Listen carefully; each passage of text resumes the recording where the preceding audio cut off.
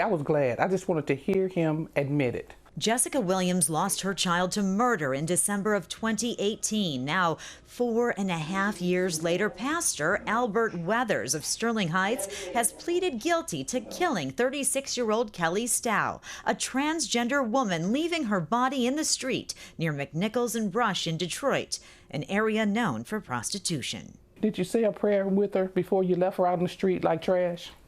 You know, did you just at least hold her hand and tell her you're sorry? Kelly's family wants the world to know she wasn't some castaway. She was very much loved. It has been heart-wrenching. Yeah, Kelly was my first grandchild, and we had a bond, a serious, tight bond.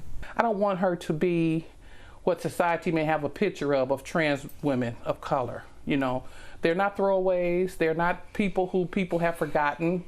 You know, they all have a backstory, and I think that's something that needs to be realized. She was cared for. She was loved. Born Tristan Stough, he was raised in the church, grew to be 6'4", got a scholarship and played college football, but left after a couple of years instead, wanting a career in fashion. I personally told her to be the best version of herself that she could be, own it, just live your life and be happy. In school in Chicago, Tristan studied fashion and found a community of authenticity and eventually told her family she was transgender. People called her Kelly. I was glad for her. I was proud of her to own who she was and to be her true self. Why the pastor shot Kelly Stough in the early morning hours of December 7th, 2018, we may never know. But Kelly's family hopes Pastor Albert Weathers tries to make things right. He's facing 8 years in prison for second-degree murder and 2 years for felony firearm. How tortured are you to lead such a duplicitous life,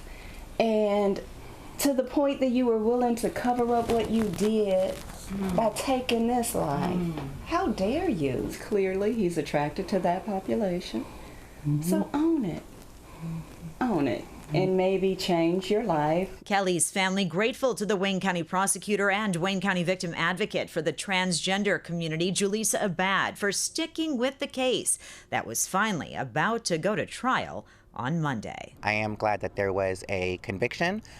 Justice was finally served. You just don't know the lives that people live, and it goes again to the social stigma that my community experiences, particularly trans women of color. Women like Kelly Stough, whose lives matter. My sister never wavered in her commitment to her child as a person first.